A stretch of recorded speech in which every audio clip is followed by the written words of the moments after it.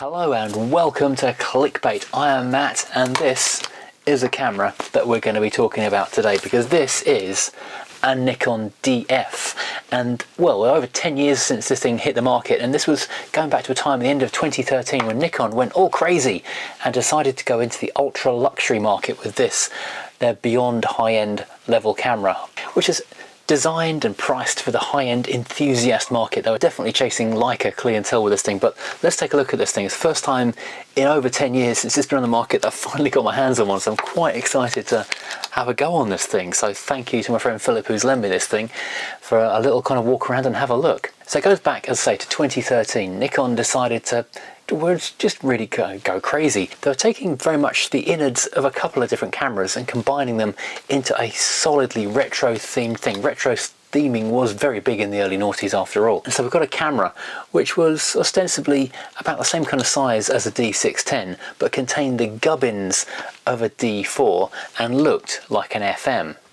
So it's a really interesting combination of factors here. So at this thing's heart is the full frame 16.2 megapixel CMOS sensor taken from the D4. That means it's got an ISO range of 100 to 12,800 ASA ISO, but that's expandable from 50 to 204,800 ISO, which at the time was the highest or largest ISO range of any camera in the world. So quite impressive, and also incredibly good low light performance. It also got the D4's X-Speed 3 processing engine. That meant it could shoot 5.5 frames a second, and in JPEG mode with a fast card you could kit that up for 100 frames on the trot, which most people aren't going to do, and so it did have some sort of slightly slower continuous shooting options as well. That is a big thing with this camera. You can customize so much of it. So in many respects the options and the menus and things that you go through are very much all just what you'd find in a D4. Really what they were selling, the image and the experience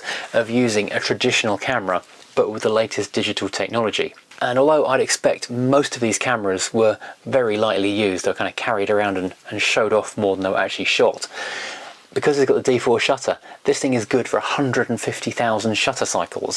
That's quite a lot really. And although I'd expect most of these cameras were very lightly used, they were kind of carried around and showed off more than they were actually shot, because it's got the D4 shutter, this thing is good for 150,000 shutter cycles. That's quite a lot really. But this was a camera that, well, like a mechanical Swiss watch, you bought because you wanted to and you could, not because you just needed a camera or needed a watch. A cheaper one would do the same job, arguably better, but this one does it with a certain sense of style you don't get with those more plastic offerings. Nikon and their rivals offered plenty of alternatives for less money that, well, did more, but they didn't do it with the same sense of occasion that you would get from using the DF, same as if you take off a Casio and strap on an Omega or a Panerai. Now you might think the 16 megapixel file size wasn't that big, but that smaller file size was actually favoured by a lot of professionals, particularly in sports and news type environments, for the faster workflow, because you can get it onto the card more quickly, so more rapid burst fire, and the workflow on the computer is quicker as well, because the computer can flow through those pictures much more rapidly than with a 40 or 50 megabyte file. Amazing quality, incredible quality in fact, but it takes a long time and a lot of processing power to deal with those files. And in the real world, you don't need that much of a file size. I mean, I've had plenty of magazine double-page spreads and covers from much smaller files than that. Now, there are some things missing from the spec of this which you may or may not be expecting to find there. There's no built-in flash, which you wouldn't expect to find on a pro-level camera, but on something under £3,000 maybe you would, I don't know. There is no AF illuminator for the flash, but if you've got a Nikon flash unit, then that should have one built in, hopefully. But most significantly and most surprising, there's no second card slot, so if you're on a significantly important shoot and your card goes down, there is no backup. That does mark it down slightly as being not a fully professional camera in that respect. But let's talk about, first of all, the price. Partly why you don't see many of these things is they were horrifically expensive.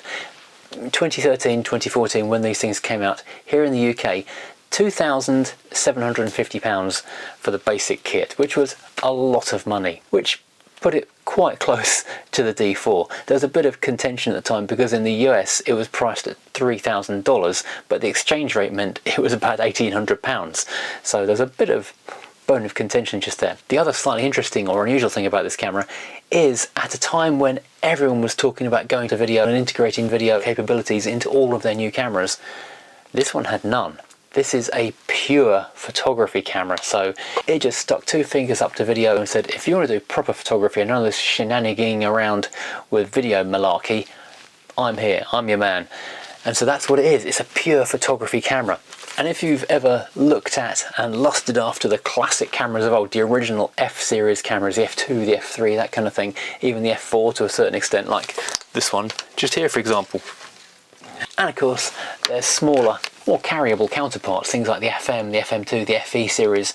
This is very much what that's based on. Although it's obviously a fully digital DSLR camera, it has metal rotating controls on the top. So you've got your exposure compensation, your ISO, your shutter speed, your on-off switch even, and your mode, which you have to lift to turn, are all physical dials on top. So you go through the camera controlling it like an old-fashioned camera, and you use the aperture ring on the lens as well. It's all traditional proper photography. You've even got a screw thread in the shutter button to take an old school plunger type cable release. So it's all there. However, turn it around and on the back you have got a screen with all the controls basically lifted from a D610 prosumer level DSLR. So you've got all the menus you'd expect, and the menu system works in exactly the same way as any other Nikon, and I'm a bit of a Nikon fanboy when it comes to this because their menu system was just so simple and intuitive, unlike a lot of camera makers. I'm talking at you, Sony. But it is the height of technology for 2013. So we've got 39 autofocus points, which you can select from a single point, 9 point, 21 point, or all 39 using dynamic AF or 3D tracking for moving targets. However, they all very much are grouped into like an oblong with a slight cross element in the center of the sensor. It's also got 2016 pixels that it can use for the RGB 3D matrix color metering, and the same for the ITTL flash sync. It's rated either 200th or 250th of a second, and Nikon are very vague about this, and so it's one or the other, but either way is probably fine. It's also got high-speed sync on it as well, so if you've got an appropriate flash gun that can do the pulsing thing, you can have ultra high-speed syncing on it, which is pretty cool. And of course it's got flash metering and flash spot metering. The metering functions on the camera. You've got a 4mm spot metering circle in the center, or you can have center weighted, and because it's a D4 underneath, of course, you can actually specify how big the center weighting actually is. It defaults to 12mm, but you can have bigger or smaller in increments either way. The body is weather sealed. It's weather sealed to the same standard as the 800, which was the lower level professional camera that Nikon ran at the time. Not quite as tough and waterproof as a D4, but pretty good. I actually ran a D800 and a D3 at the time this thing came out. I never made the jump to a D4. Never thought it was quite enough of a step up from the D3. I waited for the D5 ultimately, and the D5 was fantastic.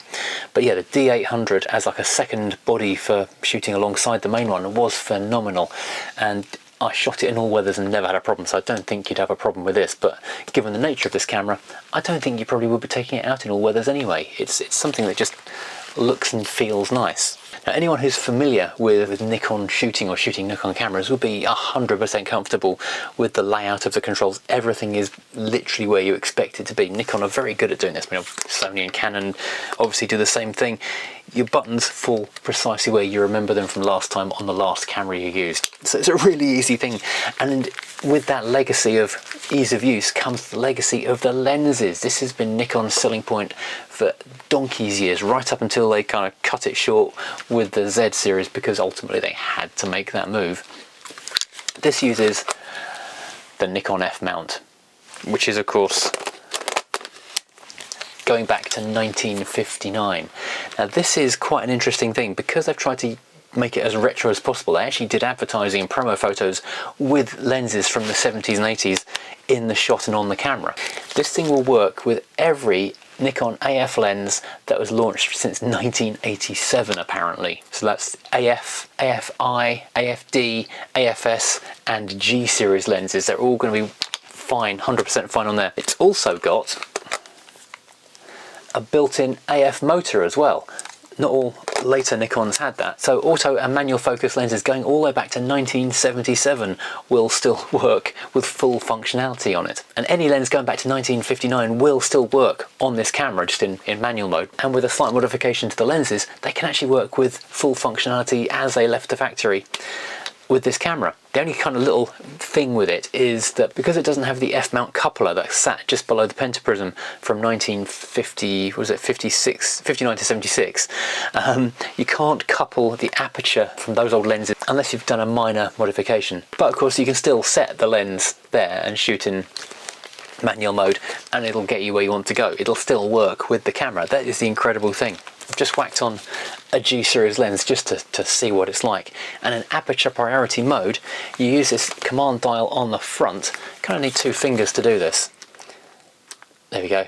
But you can change your aperture using that, and it has got a very tiny screen just so that you can see what your lens is doing if you are using a G series lens, and that changes basically instantly up top. Really cool. Obviously the retro styling means you don't get a big hand grip like you do with more modern DSLRs. I mean, that big hand grip has been going all the way back to sort of the late 80s, early 90s, but they kind of pushed back against it to give it more of an FE kind of a feel. So you get quite a slim hand grip. This one's got a leather case on it, which makes it a little bit more chunky. And it's a very small body. It's one of the smallest DSLR bodies around at the time. And without a battery and card, it weighs only 710 grams. I think it's about 759 grams with the battery and card in it.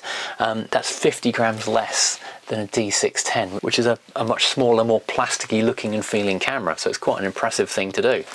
Now this one has been modified to use back button focusing on the AF, and it is lightning fast. Now back in 2014 the DF cost a smidge under £3,000. The full fat professional D4 would set you back close to £6,000, more like £5,500 normally, with kind of in-store discounts and price beating at the time. Meanwhile the D610, which was like a video powerhouse and a really good stills camera, and what a lot of the gubbins that isn't D4 in the DF comes from, was a relative bargain at £1,800. But today on the second-hand market, the 610, still a great camera, is an incredible bargain at around £400 if you hunt around. The D4, once the belle of the ball, has dropped to around £500 because, well, it's like big executive cars. No one wants a big fancy car when it's not big and fancy anymore. It's just big. But the DF, out of all of those three, is still knocking around for about £1,000. It's lost the least of its value because